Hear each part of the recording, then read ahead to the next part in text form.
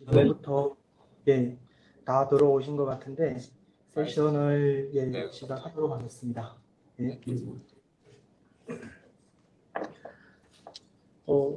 안녕하세요. 지금부터 2024년 코리아텍 포럼 세션을 시작하도록 하겠습니다.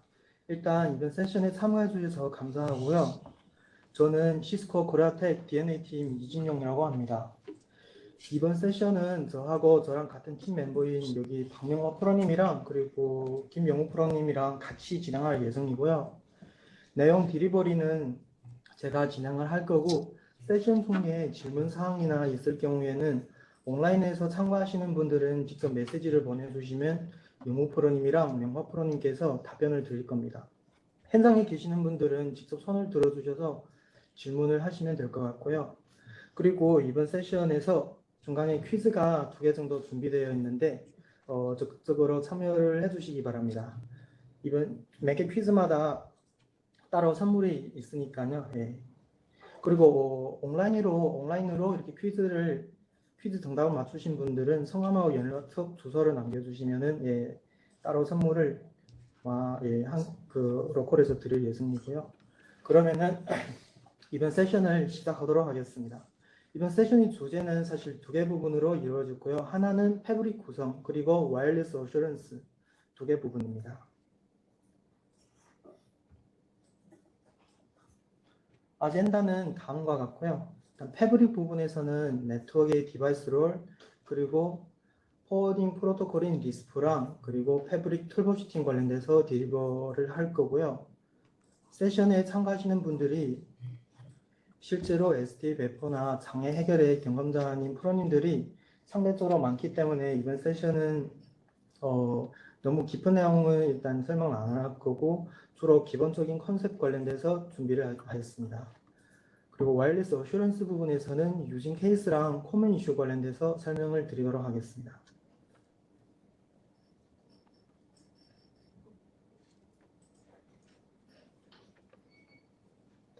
사실 DNA에 관심이 있거나 DNA 케이스를 이미 진행해 보신 프로님들이면 아마 모두 패브릭이라는 단어를 많이 들어보셨을 겁니다.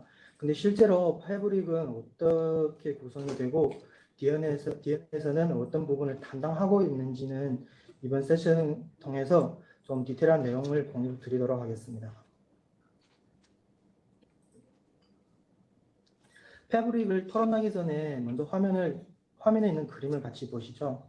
이 그림처럼 저희 실제로 SDN 네트워크 환경은 2개 층으로 갈라서 볼 수 있거든요. 하나는 언더레이 네트워크이고 다른 하나는 오버레이 네트워크입니다. 그러면 언더레이랑 오버레이 네트워크를 어떻게 이해를 해야 할까요? 이 부분 관련돼서는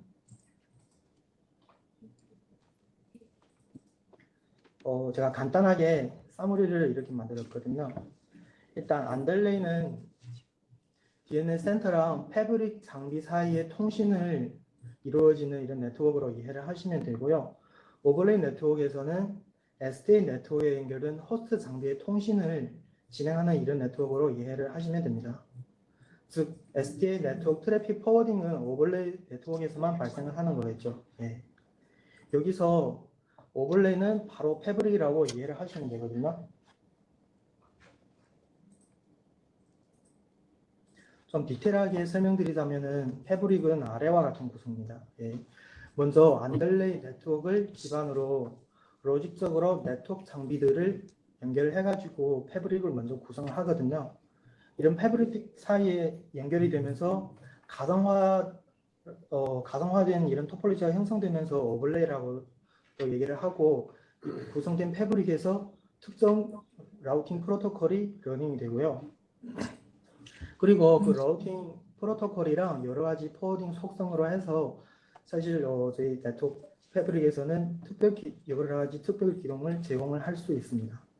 이러한 서비스들은 언더레이 레벨에서 제공을 할 수 없는 부분이고요. 이번 세션에서는 시간상 관계로 이러한 특별 기능 부분은 설명을 드리지 않고 트래픽 포워딩에만 집중을 해서 말씀을 드리도록 하겠습니다. 그럼 먼저 같이 패브릭 구성에 있는 네트워크 장비들을 같이 알아보시죠.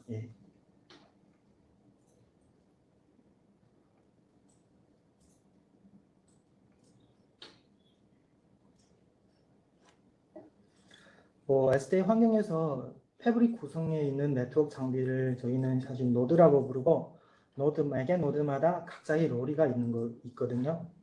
트래픽 포워딩에는 주로 여기 컨트롤 플랜 노드, 그리고 보더 노드, 엣지 노드 세 가지 노드에 의하여 진행이 됩니다. 이 컨트롤 플랜 노드는 간단하게 이해를 하시려면 모든 호스트에 관련된 라우팅 정보를 여기 컨트롤 플랜 노드에 가지고 있고 그 네트워크 장비에서 들어오는 큐리나 이렇게 정보 요청 관련돼서 모두 컨트롤 플랜에서 정보를 처리하고 응답을 하는 겁니다. 보들 노드는 SDA망하고 외부망, 즉 난 SDA망을 연결하는 L3 게이트웨이 장비로 이해를 하시면 되고요. 엣지 노드는 클라이언트 장비를 SDA망에 연결해주는 L3 게이트웨이 장비로 생각을 하시면 됩니다. 네. 그리고 이런 네트워크 장비 외에도 여기 보시면은 패브릭 인터미디에이트 노드, 그리고 익스텐디드 노드, 여기 나와 있지 않지만 익스텐디드 노드, 그리고 시스코 시큐리티 제품인 여기 ISE도 사실 모두 다 저희 패브릭에서 일정한 롤을 담당을 하고 있거든요. 예. 자, 그래서 여기에서 이번 세션 1번 퀴즈가 나오는데요. 질문은 아래와 같습니다. 혹시 앞에서 말씀드렸던 롤에서 이렇게 엣지, 보들, 컨트롤 플랜 노드가 세 가지 있는데 이런 롤들은 혹시 같은 장비에 존재 가능할까요? 혹시 아시는 분 있을까요?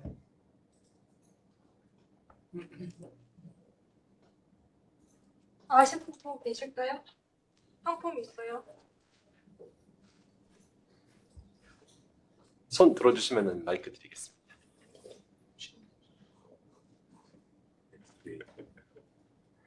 안 계시나요?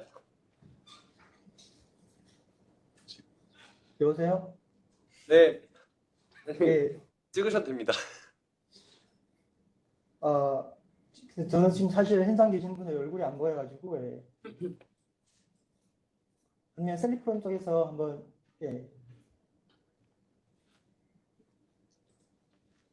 찍어주실 수 있나요?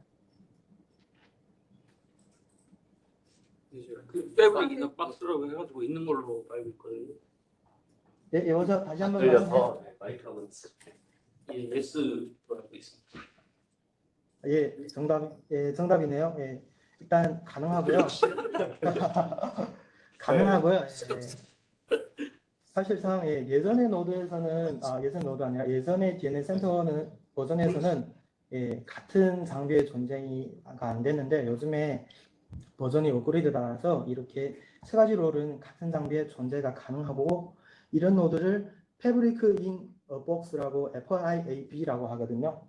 그러니까 한 개의 장비에서 전체의 패브릭 구조가 들어있다는 거죠. 셀프론 쪽에서 선물 부탁드리고요. 그 다음으로 그럼 넘어가도록 하겠습니다.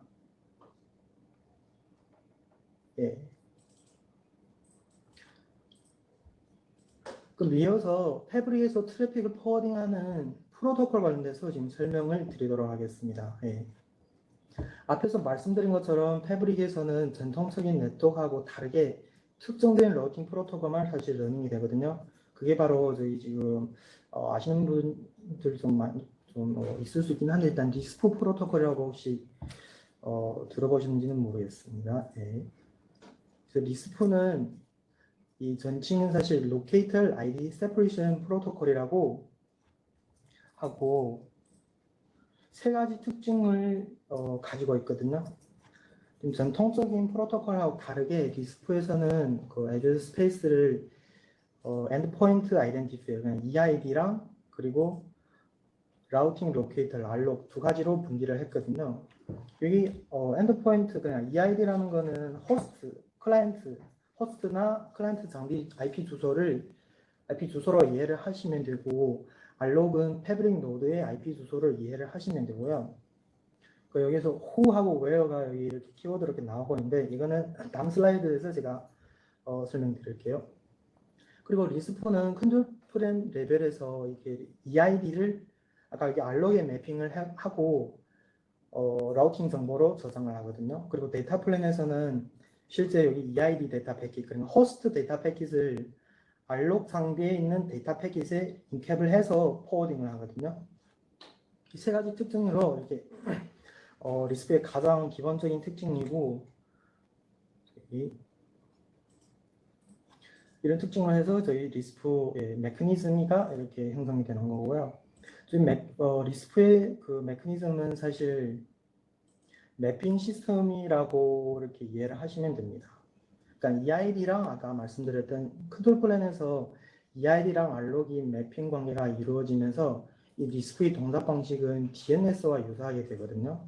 아시다시피 DNS는 도메인 네임에 대응되는 IP 큐리에 대해서 응답을 하는 이런 메커니즘이잖아요.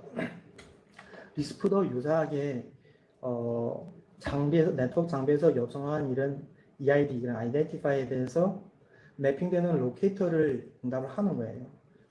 아까 앞에 슬라이드에서 말씀드렸던 여기 호웨어, 그러니까 호에즈인웨어, 누구는 어디에 연결되어 있는가, 이런 큐리에 관련돼서 응답을 하는 거고요. 예, 이게 리스프의 가장 기본적인 운영 메커니즘이고요. 이런 메커니즘이 돌리면서 리스프에도 사실 여러 가지 롤이 있는데 크게는 세 개 부분으로 나눠서 제가 설명을 드리겠습니다.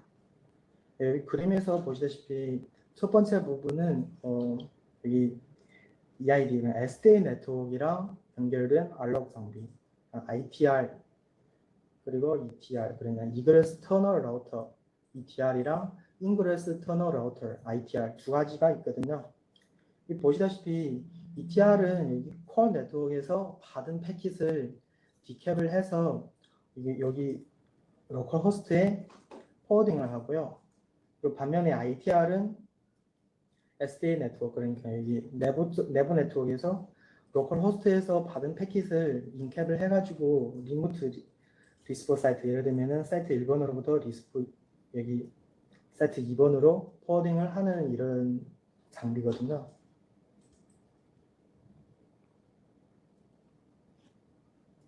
예, 둘째 부분은 EID 알록 매핑 정보, 즉 라우팅 정보를 저장하는 장비. 여기 보시면은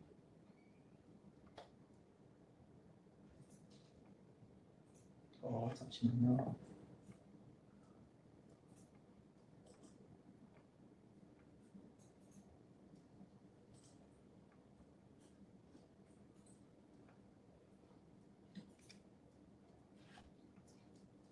MR, 그러니까 맵 리서버랑 MS, 맵 서버 두 가지가 있습니다.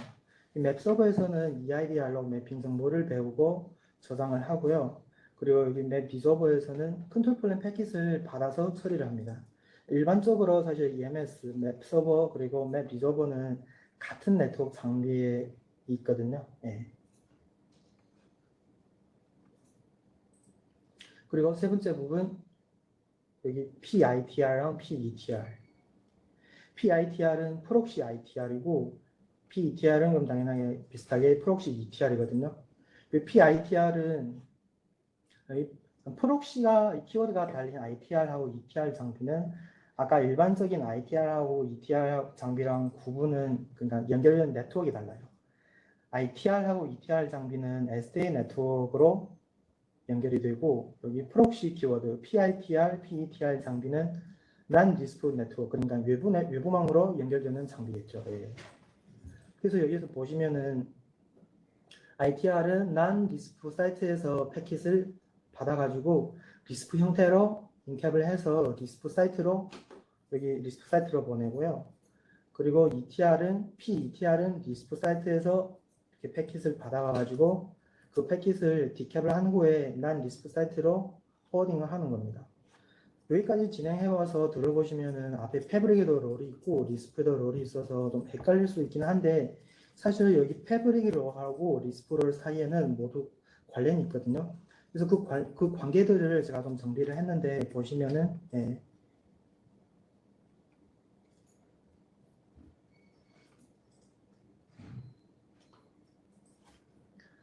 일반적으로는요. 패브릭 버더 노드는 컨트롤 플랜, 즉 MS, MR 그리고 리스프의 그냥 프록시, ITR, ETR 이런 롤들을 모두 보더노드에서 담당을 하고 있고요.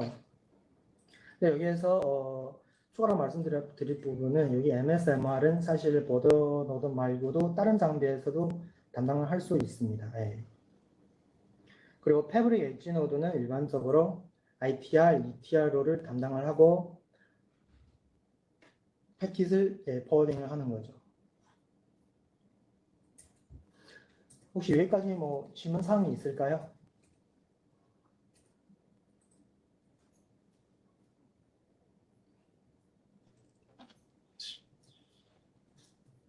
오케이. 네, 없으시면은 제가 다음 내용으로 넘어가도록 하겠습니다. 그럼 이러한 롤 사이에서 트래픽을 포워딩하기 위해서 사실 또 여러 가지 리스프 메시지가 주고받고 있거든요. 그래서 이런 메시지 플로우를 관련돼서 제가 설명을 드리도록 하겠습니다.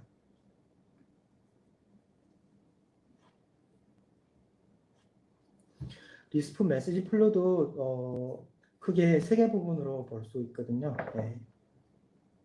처음 부분은 registration, 그러니까 등록. 이 등록은 저희 클라이언트, 호스트 장비 등록을 말씀을 하는 거고요.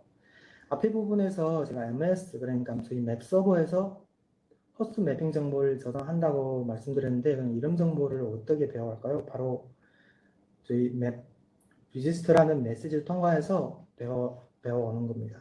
그러니까 호스트가 저희 ETR 장비, 패브릭 롤로 이해하시면 엣지 장비에 정상적으로 연결이 되면은요, 이게 엣지 장비에서 ETR 장비에서 이렇게 맵 register를 맵 서버로 보내서, 그러니까 호스트 IP 예를 들면은 호스트 IP 1.1.1은 지금 알록 장비 2.2.2한테 연결되었다고 이렇게 맵 서버에 알리는 거예요. 맵 register 메시지가. 그러면은 이 맵 서버에서는 맵 리퀘스트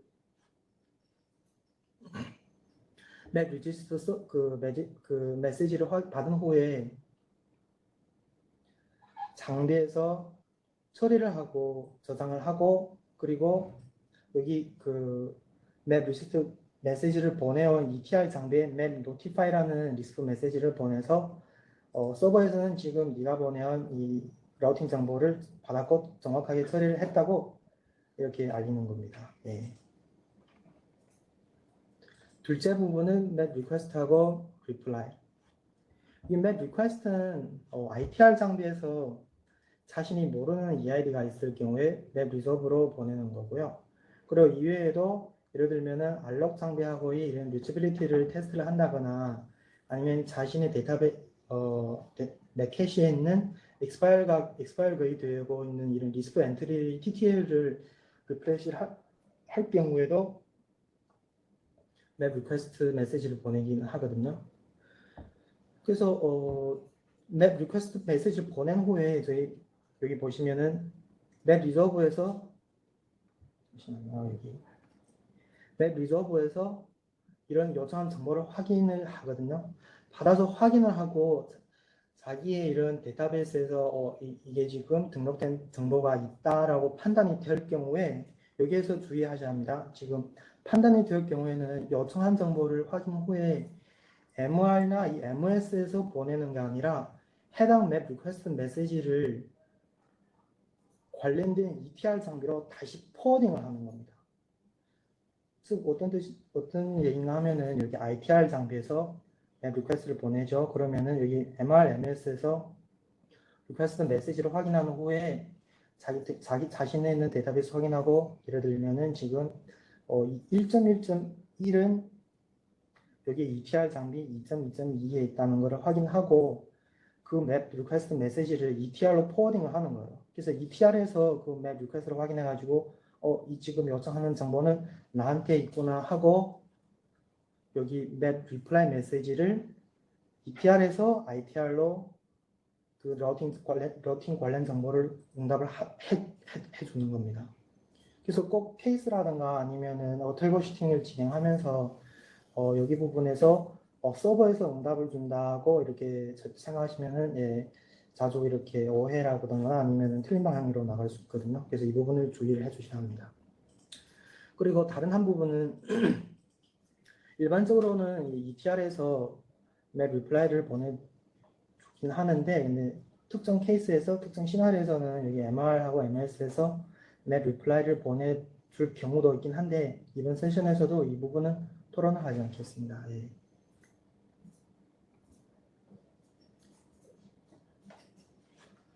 그리고 다음으로 아까 맵 리퀘스트 메시지를 MR하고 MS 서버에서 받은 후에 확인해서 관련 정보가 없을 경우에는 예, 그 맵 리퀘스트를 ETR로 포워딩 안 하고 직접 MR하고 MS에서 네게티브 맵 리플라이라는 이런 메시지를 ITR로 리스폰스를 해가지고 네가 요청한 정보는 지금 나한테 없다, 매칭되는 엔트리가 없다고 이렇게 확인을 하는 거고요.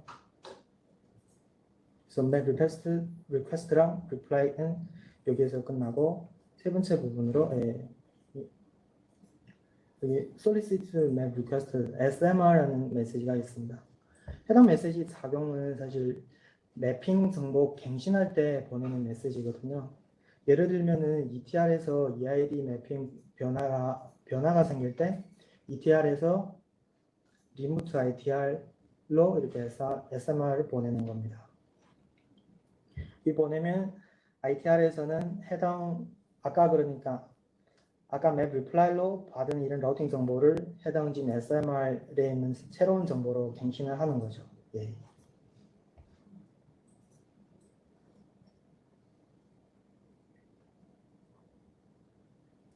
그럼 퀵하게 한번 여기 EID가 실제로 이렇게 등록되는 프로세스를 한번 같이 리뷰를 하시죠. 너무 어려운 부분은 아니지만 IP 두드러 보면은 좀 쉬워질 것 같아서요. 예. 보면은 여기 ETR 장비에서 하단에 연결되는 서브넷은 지금 10.1.2.0 대역이잖아요.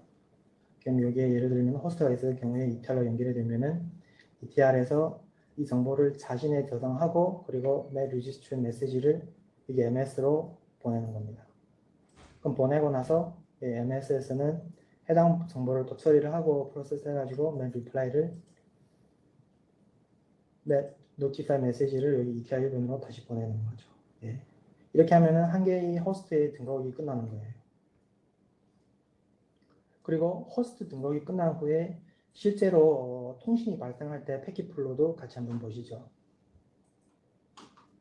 예를 들면은 지금 여기 클라이언트 장비 10.1.1에서 클라이언트 장비 10.1.2.2로 통신을 하려고 할 경우에 1번 보시면은 앞에서 지금 일단 클라이언트 B 장비는 그 MS에 등록이 되었고요. 그리고 클라이언트 A 장비도 MS에 이미 등록된 상태에서 지금 클라이언트 A 장비에서 ITR로 패킷을 보냅니다. 그럼 ITR 장비에서는 먼저 자신의 FIB 그럼 Forwarding Information Base를 룩업 해가지고 10.1.2.2가 존재를 하는지를 확인하거든요. 처음에 통신이 발생했을 때는 당연히 엔트리가 없으니까 널나 난 매칭으로 보이면서 이 ITR 장비에서 리스프로 컨트롤 플랜 패킷을 보내는 겁니다. 예. 앞에서 설명드린 것처럼 ITR에서 그러면 당연히 맵 리퀘스트를 MRMS로 보낼 것이고 MS에서는 지금 이미 클라이언트 B 장비의 정보가 여기 등록이 되었으니까 해당 맵 리퀘스트를 ETR 1번 장비로 포워딩을 하는 겁니다. 포워딩해서 ETR 1번 장비에서 맵 리플라이를 ITR 1번으로 다시 보내는 거죠. 그러면은 지금 이게 ITR 1번 장비는 10.1.2.2.2는 알록 장비 2.0.0.2에 연결되어 있다는 이런 라우팅 정보가 갱신이 되는 거예요. 그럼 이제는 ITR 장비에서 클라이언트 A 장비로 오는 패킷을 인캡해가지고 리스프 터널을 통해서 ETR 1번으로 보내는 거죠. 그리고 여기 마지막 프로세스로 ETR 1번에서 이 패킷을 받은 후에 직접 B 장비로 보내는 것이 아니라 이 디캡필레트 하는 이런 프로세스 하나가 더 있거든요. 이 관련돼서 지금 제가 또 뒤에 부분에서 설명드릴 거고, 그리고 이 전체 패킷 플로는 여기에서 끝나는 겁니다. 혹시 여기에서 질문 사항이 있으실까요?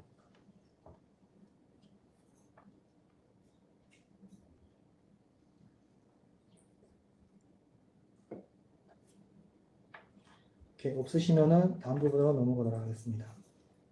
예. 그럼 여기에서 사실 두 번째 퀴즈가 나오는데요. 그럼 패브릭 데이터 패킷에는 IP 헤더가 몇 개 있을까요? 혹시 아시는 분 있을까요?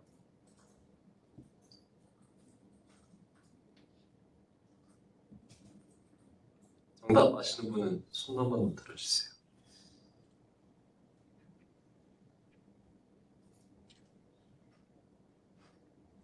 시작하죠. 정답 혹시 아시는 분 없을까요? 힌트를 하나 드릴게요. 여기 앞에 여기 플러그 보면은 패킷이가 IPR에서 나왔을 때 한번 여기 인캡을 하거든요. 그리고 ETR로 들어올 때 디캡을 합니다. 그리고 앞에 슬라이드에서도 사실 유사한 내용이긴 한데, 그러니까 저희 EID 패킷을 패브릭 노드 그 패킷에 다시 한번 인캡을 하는 이런 프로세스가 있거든요. 리스크 그 프로토콜 돌리면서. 네, 이 부분을 같이 생각하시면서 이 헤더 몇 개 있는지 혹시 아시는 분 있을까요?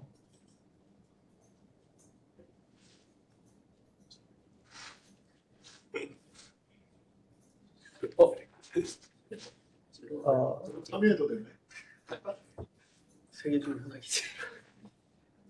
혹시 온라인으로 세션을 참가해 주시는 분도 예, 정답을 아시면은 메시지로 예, 말씀해 주시면 되거든요. 여기 HJL분 예, 정답을 맞춰주셨어요. 예, 정답 맞추신 분 있네요. 예, 두 개가 맞습니다. 예. 그 혹시 예, 메시지에 그 성함이랑 그리고 메일 주소랑 그리고 실제 주소 아니면 전화번호를 남겨주시면은 이제 현장에 계시는 분들이 따로 선물을 드릴 겁니다. 예, 감사합니다. 그럼 이 부분 퀴즈 관련돼서 정답은 두 개이긴 한데 왜서 두 개인지 지금 다음 내용에서 지금 설명을 드리도록 하겠습니다. 예. 헤더가 두 개인 원인은 사실 바로 저희 UX라는 기술이거든요. 보시다시피 지금 저희 DNA 센터 패브릭에서는 사실 아까 운행되고 있는 리스크 프로토콜 그리고 패브릭 롤 뭐 이런 여러 가지 외에도 UX라는 기술이 패브릭 구성에 되게 중요한 역할을 하고 있습니다. 보시다시피 UX라는 기술을 사용해서 인캡된 패킷은 보시면은 여기 헤더가 두 개 있거든요. 이 내부 헤더랑 그리고 외부 헤더. 내부 헤더는 그러니까 오리지널한 이런 호스트에서 보내온 데이터 패킷이고 여기 외부 헤더는 아까 말씀드렸던 IPR에서 리스프 헤더를 여기 리스프 정보를 여기 외부 헤더에 인캡을 해가지고 그 패킷을 만들어서 저희 리스프망에서 그런 SDA망에서 포워딩을 하거든요. 그 원인은 저희 리스프 메커니즘과 아까 말씀드린 것처럼 실제 호스트 IP 그런 EID를 알록에 매핑을 하는데 그 알록이 지금 저희 패브릭 노드 IP 주소잖아요. 그래서 실제로 이런 패킷을 포워딩 할 때에는 여기 소스랑 데스티니 주소는 여기 오리지널한 호스트가 보낸 이 소스랑 데스티니 주소 아니고 이 패킷이가 보내나온 ITR 그냥 소스 알록 IP 주소랑 이 패키지가 가려고 하는 ETR 그러니까 데스티네이션 알록 장비의 IP 주소로 해서 여기 외부 헤더가 구성이 되거든요. 그래서 웨이스라는 기술 사용을 해가지고 외부 헤더를 만들어서 알록 장비의 IP 주소를 여기에 인캡을 하면서 전체적인 이런 리스프에 의한 패킷 포워딩이 진행이 되는 겁니다. 여기까지 패브릭 기본 구성에 관련된 이런 설명이 끝나는 거고요. 혹시 UX란이라든가 아니면 앞에 부분 관련돼서 질문 사항이 있을까요? 지금 설명을 들어오시면서.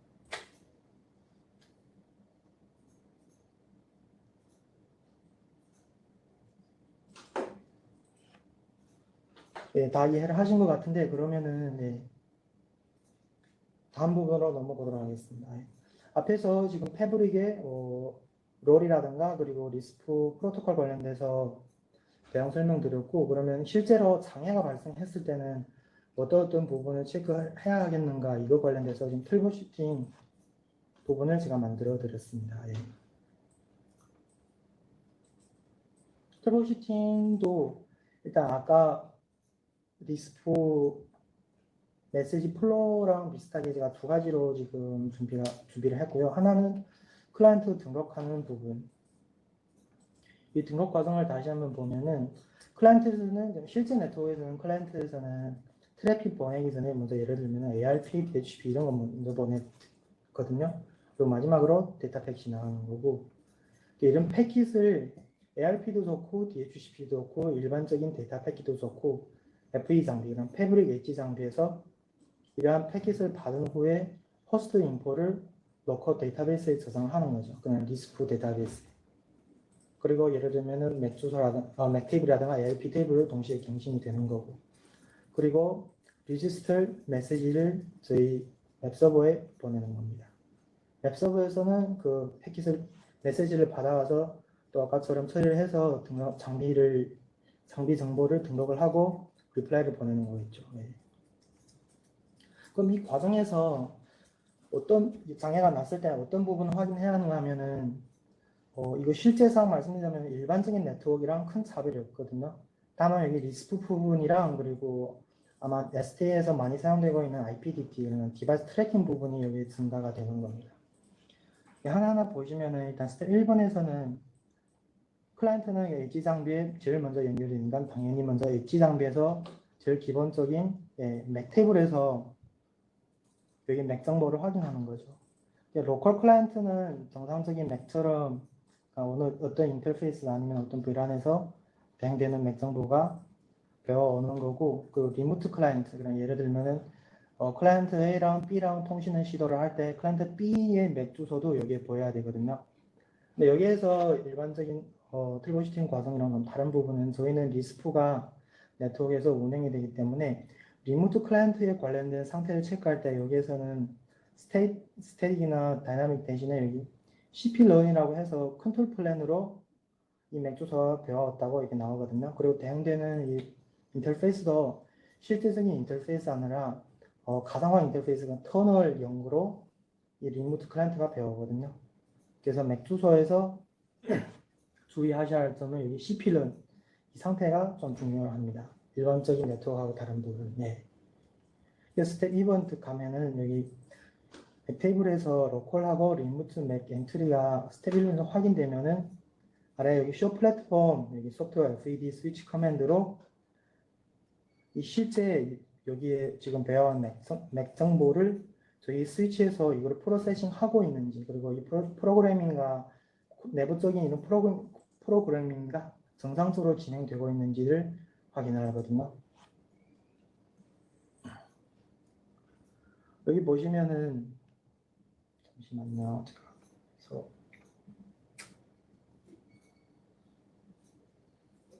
여기 보면은 맥 테이블에 대응되는 맥 주소가 여기 출력 대응에 정상적으로 보이는지를 확인을 해야 되고, 그리고 이 클라이언트들이 아래 타입가 있는데 이 타입에서 CS 값이 1000001 그러니까 리스프 리모트 애드레스인지 이 부분을 확인해야 하거든요. 리모트 클라이언트일 경우. 예.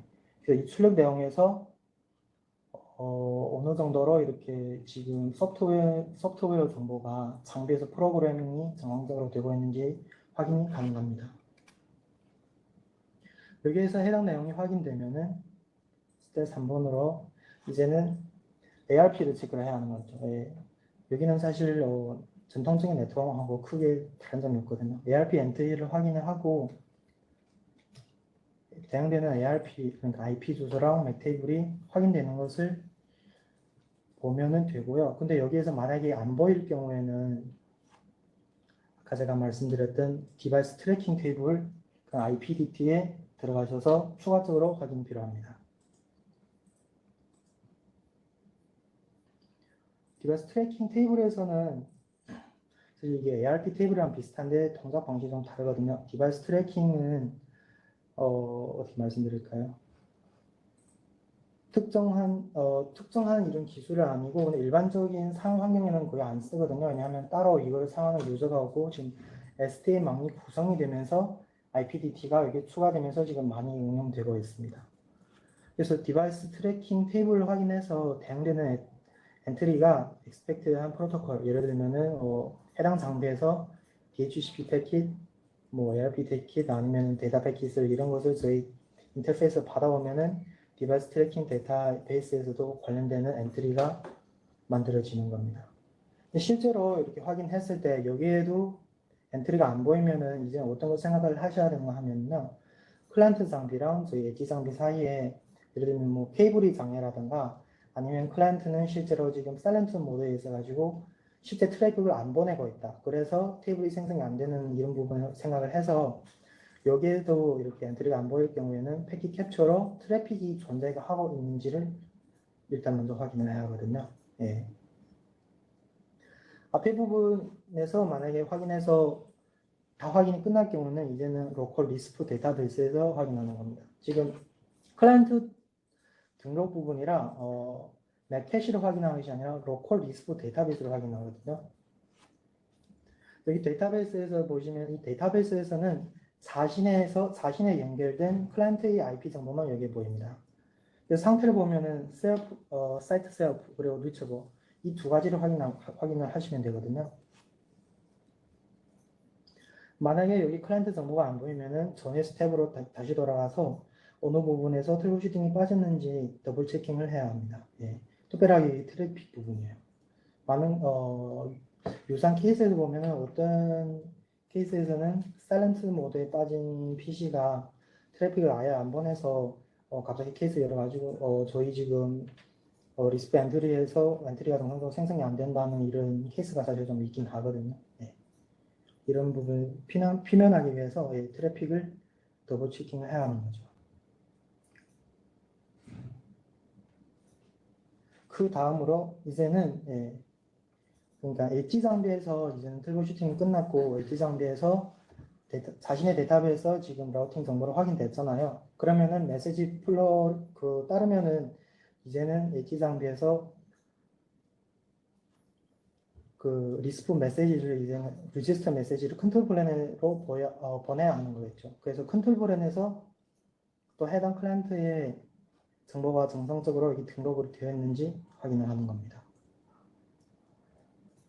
여기까지 클라이언트 호스트 장비가 등록하는 과정에 관련된 이런 트러블슈팅이고요.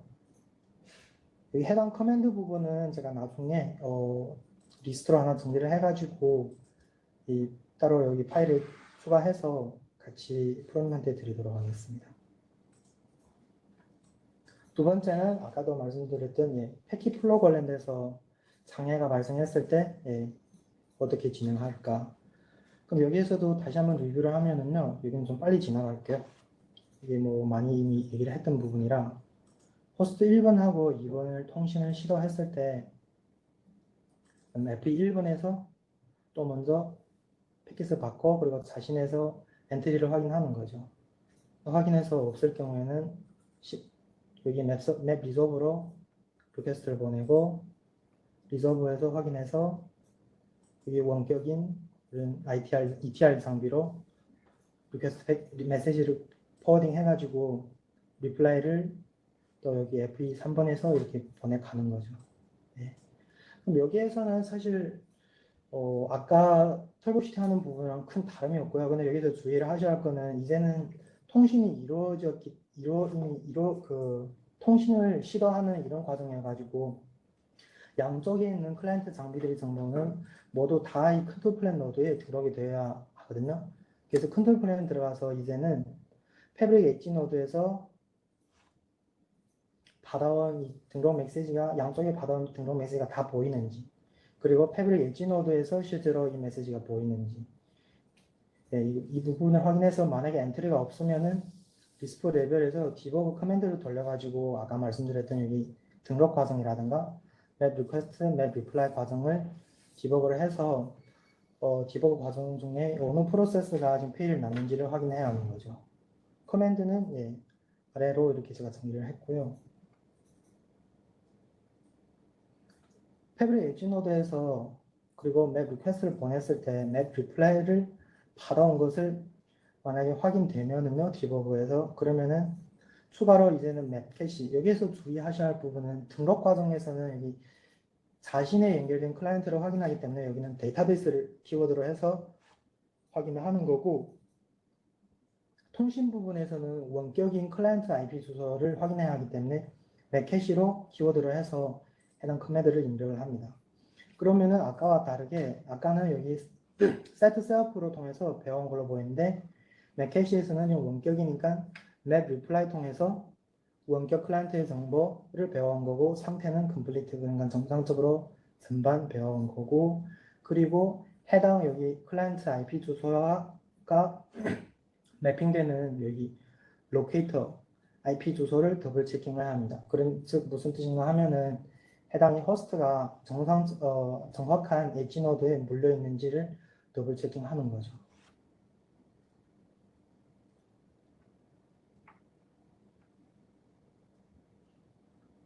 예. 그래서 만약에 아까 캐시 부분에서 정보가 안 보이면은 저희 엣지 노드에서도 또 동일하게 디버그 커맨드를 돌려가지고 여러 가지 프로세스를 확인하는 이런 트러블슈팅으로 들어가는 겁니다. 여기까지 전체 패브릭 관련된 설명이 끝나는 거고요. 혹시 여기 트러블슈팅 과정이라든가 그리고 앞에 부분도 좋고 혹시 뭐 질문 사항은 있을까요?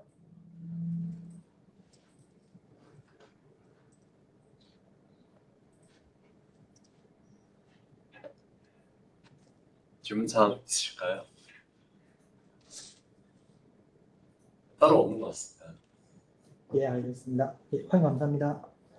따로 없으시면은 예, 다음 부분으로 넘어가겠습니다. 다음 부분은 패브릭 관련된 내용은 아니고 이게 어슈런스 관련된 내용이고요. 이 와이어리스 어슈런스를 준비한 원인은 이 케이스를 진행하다 보면은 일부분의 사이트에서는 저희 SDA 네트워크망을 구성을 하는 것은 아니고 단순하게 DNA 어슈런스 기능만 사용해서 무선망 모니터링 하는 경우가 사실 많거든요. 근데 키스상에서 봤을 때 네트워크 담당자가 아마 경험 부족이랄까요? 아니면은 실제상 이렇게 저희 가이드의 내용도 많고 그리고 실제 작업을 해보시면 아시겠지만 이 어슈런스 페이지에 내용이 많아가지고 디테일하게 이 어슈런스 대시보드에서 관리자 자신이가 이거 어떤 정보를 내가 확인을 해야 되고 사용할 수 있는지가 잘 모르실 때가 있더라고요. 하여 이번 세션에서 이 네트워크 관리자가 이 어떤 부분을 모니터링 할 수 있고 어슈런스에서 그리고 어떻게 네트워크 관리라든가 아니면은 그 잠재적인 이런 리스크를 피면하는데 도움이 되는지 관련돼서 이렇게 정리를 해가지고 내용을 준비했습니다. 해당 내용은 사실 유진 케이스랑 그리고 커먼 이슈 두 가지로 제가 준비를 했고요. 네. 유진 케이스에서는 좀 세 가지 유진 케이스이고 처음은 지금 모니터링이라고 했을 경우에는 당연히 지금 와이어리스 네트워크 장비부터 모니터링을 해야 되겠죠. 예. 그래서 저희 어슈런스 페이지에 여기 페이지에 들어가시면은 어슈런스 헤어스 페이지랑 여기 쭉 이렇게 대시보드가 보이거든요. 화면처럼. 이 대시보드에서 봤을 때 여기 보시면은 사이트별 지금 글로벌로 설정이긴 한데 실제로 네트워크 디자인이 복잡해지고 많아지면서 여러 가지 사이트가 여기 나왔거든요. 그래서 글로벌도 좋고 아니면 특정 사이트로 필터링 해가지고 짧으면은 3시간 그리고 길면은 24시간 아니면은 일주일간 내 이런 무성한 네트워크 장비의 상태 변화를 대략적으로 여기서 볼 수가 있습니다. 그래서 이 부분으로 해서 매일마다 뭐 장비를 점검하거나 확인하기는 어려운데 며칠에 한 번씩 여기 어슈런스 페이지로 해가지고 실제 지금 네트워크 장비 상태가 어떻게 운영이 되고 있는지 확인이 가능하거든요. 화면에서 보신 것처럼 지금 와이어리스 상태는 초록색 정상으로 보이고 액세스 포인트나 AP 상태는 이상이 있어서 지금 레드로 보이고 있습니다. 그래서 여기 추가적인 디테일한 정보를 확인하기 위해서 여기 액세스 포인트 부분을 화면을 클릭하시면은 이 아래와 같은 여러 가지 정보가 보이거든요. 여기 보시면은 디바이스 네임 그리고 지금 장비로 그러니까 매니지먼트 장비로 통신이 되는지 간단하게 말씀드리면 핑이 되는지 그리고 OS 버전 그리고 여기 헬스 스코어라든가 여러 가지 정보가 확인이 가능하거든요. 이렇게 이 정보를 통해서 지금 어떤 AP가 그러니까 어떤 특정 AP의 헬스 스코어가 낮아지고 그 낮아지는 원인을 확인 가능하다는 거죠. 그리고 여기에서 보여지는 헬스 스코어에 대해서 설명드리자면은 지금 네트워크 장비에서 수집한 정보를 기반으로 해서 특정 KPI 그러니까 키 퍼포먼스 인디케이터를 값을 이해해서 계산해낸 이런 헬스 스코어 값이거든요. 그 예를 들면은 지금 여기 보시면은 헬스 스코어가 처음 장비 지금 7점이거든요. 그 이 장비에 장비 네임을 클릭을 하시면은 더 디테일한 정보 그러니까 해당 장비의 디바이스 360 페이지로 넘어가면서 해당 장비에 관련된 더 디테일한 정보가 보입니다. 여기 보시면은 아까 말씀드렸던 특정 장비의 디테일한 이런 KPI 정보가 확인이 되고 그리고 기본적으로 네트워크 장비의 메모리라든가 CPU 사용량 그리고 무성능 같은 경우 당연하게 뭐 에어 퀄리티라든가 채널 유틸라이제이션 등등을 볼 수 있거든요. 그래서 어떤 사이트에서는 사실 CPU랑 메모리 사용 쪽에 굉장히 신경을 쓰고 있는데 저희 어슈런스 기능을 사용하면서 이제는 따로 매개 장비라든가 등록해서 이렇게 따로 확인할 필요는 없이 그리고 또 바쁘게 뭐 SNMP, OID를 설정해서 볼 필요도 없고 어슈런스에서 해당 여기 디바이스 360에서 이런 부분 확인 가능한 거죠. 그리고 여기 보시면은 여기는 아까와 달리 아까는 최대한 일주일 내에 이런 장비 상태 변화를 볼 수 있는데 여기 특정된 장비 여기 디바이스 360 페이지에서는 이제 맥시멈으로 한 달 30일 이내의 상태 변화 확인 가능하거든요. 그래서 네트워크 관리자라고 했을 때는 30일 정도면은 현재 이슈가 만약에 예를 들면 발생했을 때 해당 장비에서 이 이슈가 원타임 이슈인지 반복적인 이슈 그리고 그 빈도라든가 여러 부분이 모두 판단이 가능하거든요. 이렇게 케이스 진행하면서 택한테도 실제로 사실 좀 도움이 되는 부분이고 네트워크 담당자는 파트너분 쪽에서 사이트에 계시는 분들도 이렇게 뭔가 트러블슈팅 하는 데 큰 도움이 되는 겁니다.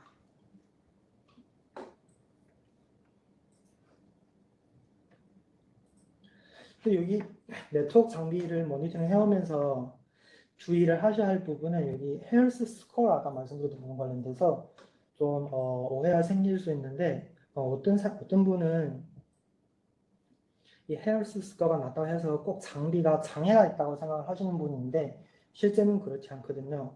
여기 이 헬스 스코어는 C스코어가 설정한 이런 네트워크 장비 상태를 평가하는 기준은 사실 아니고요. 이것은 실제 네트워크 관리자가 네트워크 유형, 디자인, 그리고 특성 등 여러 가지를 생각을 해서 C스코어에서 이렇게 제공한 이런 KPI 리스트를 따라서 설정한 기준이거든요. 그래서 여기 보시면은 해당 페이지 보면은 지금 여기 저희 현재 DNA 센터에서 지원하는 이런 KPI 리스트들이 여기 열거되어 있는데 실제 사용자는 여기에 KPI 리스트에서 해당 KPI를 enable 하거나 아니면 disable 하는 이런 작업을 통해서 헬스 스코어를 계산할 때 이런 KPI가 그 계산에 넣는지 안 넣는지를 결정을 할 수 있거든요. 그리고 어떤 스레스홀 그 KPI 관련돼서 따로 이렇게 스레스홀 값도 설정이 가능합니다. 그래서 이 부분은 어떤 사용자는 어슈런스를 사용하지만 사실 여기에 들어와서 디테일하게 설정하시고 사용하는 분이 또 사실 좀 적더라고요. 실제로 진행해 보니까. 그래서 만약에 여기 네트워크 모니터링이라든가 아니면 사이트에서 뭔가 지금 제가 말씀드린 것처럼 와이어리스 네트워크 이런 부분에 관련돼서 네트워크 이런 실제 스테이터스에 많이 신경을 쓰는 이런 상황이라면은 꼭 헬스 스코어 설정을 디테일하게 하고 나서 어슈런스를 운영하는 게 좋다고 생각을 합니다.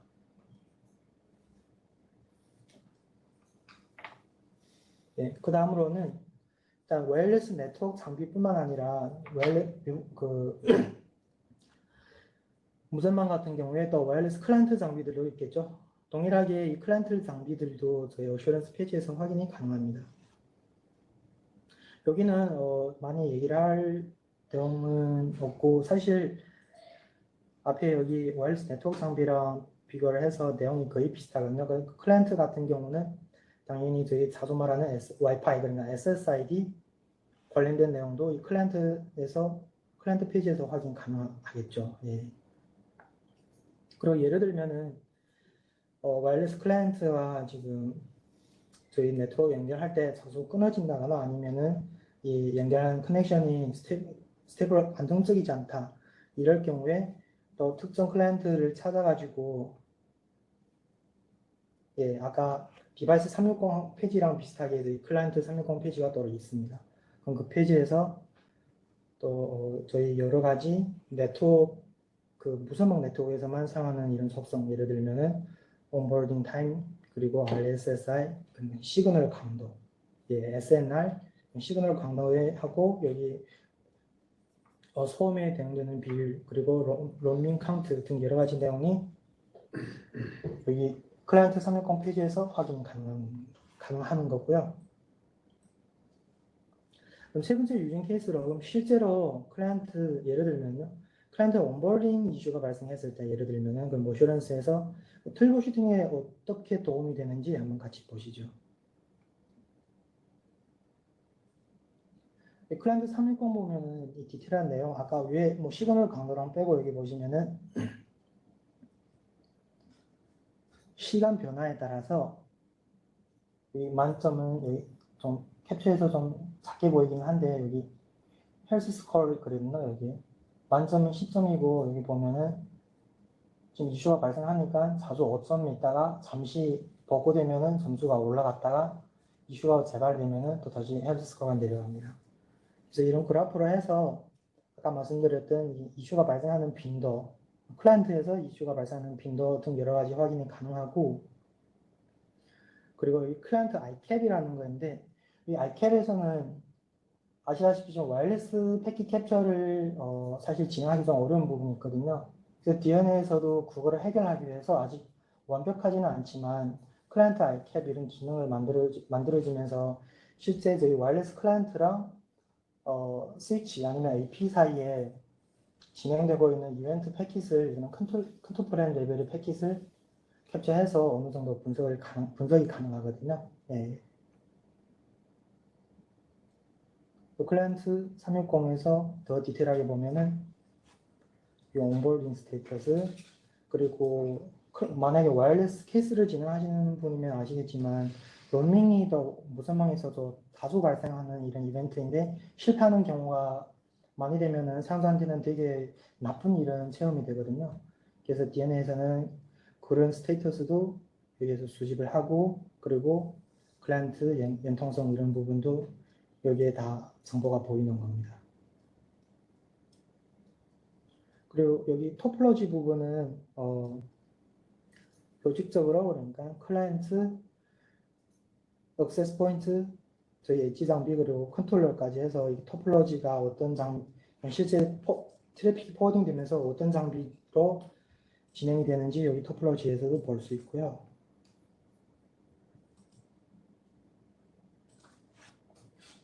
그리고 아까 말씀드렸다시피 그래프에서 보면은 자주 이렇게 헬스 스코어가 변화가 되는데 그러면 그 변화되는 시점에 어떠한 이벤트가 발생했는지 여기 또 이벤트 뷰버라는 툴로 해서 실제로 언제쯤에 장비가 디스커넥이 되고 아니면은 그 네트워크에 연결이 되고 인증이 완료되는지 여러 가지 이벤트를 여기서 모두 확인이 가능합니다.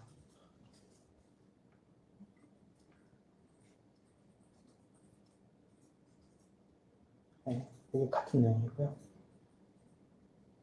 그래서 여기까지 유진 케이스 3개가 끝났는데 혹시 여기에서 추가 질문 사항이랑 이런 부분 있으실까요?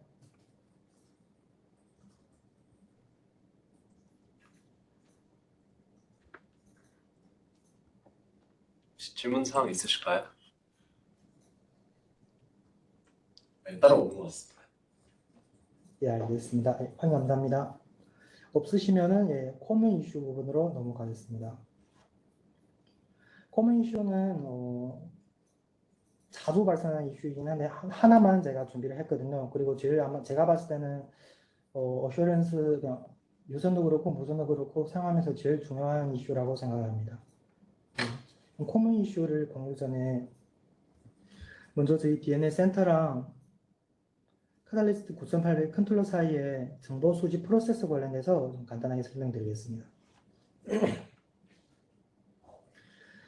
이 정보 수집 프로세스 보시면은 먼저 9800 장비에서 netconf 2항이라는 이런 설정을 입력을 해야 되거든요. 그럼 여기에서 netconf 2항이라는 게 이름도 이상하고 해서 제가 먼저 짧게 또 설명을 드리겠습니다. 이 netconf 2항은 사실 뭐 시스코에서 만들어진 기술이 아니고 netconf는 XML 그러니까 XML 그 언어로 기반으로 해서 하는 이런 네트워크 설정 프로토콜이거든요. 그 이 양이라는 거는 한 가지 이런 데이터 구조입니다. 그래서 저희 9800 장비의 netconf 양 설정을 입력을 하신 후에 9800 장비에서는 이제는 DNA 센터에서 저희 인증서를 다운로딩 하는 겁니다. 인증서 다운로딩 후에 DNA 센터랑 여기 9800 장비 사이에 HTTPS 세션이 맺어지면서 통신이 시작되는 거고요.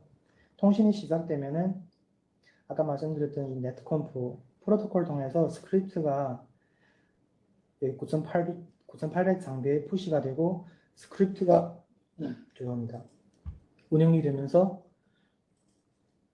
그 아까 양이라는 이런 데이터 구조를 해서 텔레메트리 데이터가 이제는 DNA 센터로 9800에서 DNA 센터로 전송을 하는 거죠.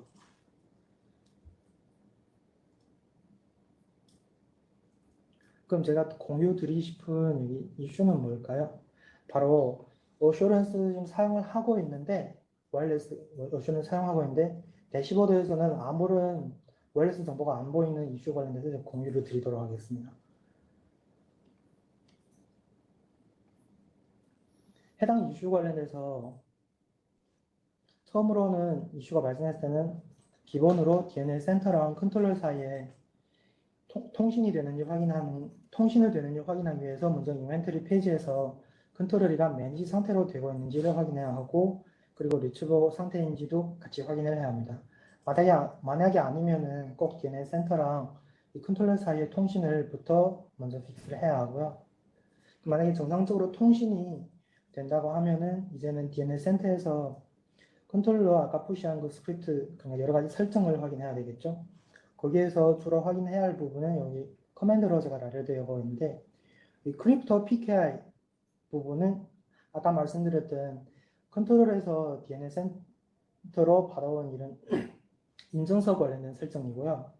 그리고 네트워크 어슈런스 부분은 아까 말씀드렸던 네트conf 양이라든가 그리고 DNA 센터 주소 설정 관련된 부분이고 이 텔레메트리 키워드는 마지막에 설정이 끝나고 나서 스크립트에서 받아온 텔레메트리 정보 그냥 양 데이터에 관련된 define 설정이라고 생각하시면 되거든요. 그 부분을 확인하는 겁니다. 실제로 설정을 여기 좀 정리를 하면은 PKI 부분, 이 DNA CCA랑 그리고 SN 네트워크 인증서 이런 설정이 있고, 그리고 텔레메트리 설정, 그리고 네트conf 양 그리고 어슈런스 설정 이렇게 이름 설정이 있는 것을 확인하고 나서 스텝 3으로 들어가는 겁니다.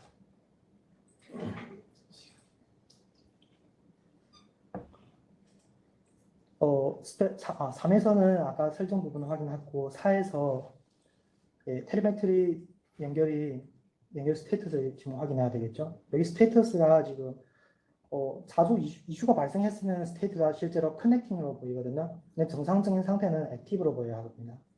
그리고 이게 버전 다름에 따라서 커맨드가 다르기 때문에 17.7 버전 전에는 이 인터널 커넥션으로 해서 출력 내용이 이렇게 보이고 이후에는 커넥션 all 꼭 붙여가지고 출력 내용에서 상태랑 그리고 여기 필요 어드레스 그러니까 DNA 센터 주소를 확인해야 하는 거죠. 여기까지 와이어리스 어슈런스 관련된 부분도 끝났고요. 그리고 세션 전체 내용도 지금 딜리버가 다 끝났습니다.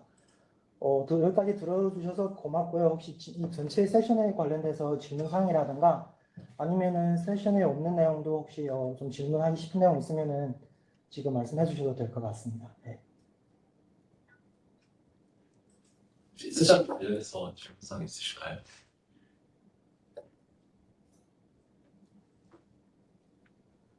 고생 많으셨습니다. 프라임. 이해를 잘하신 것 같아요.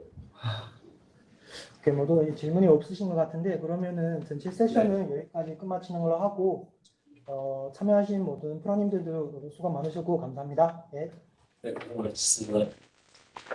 알겠습니다.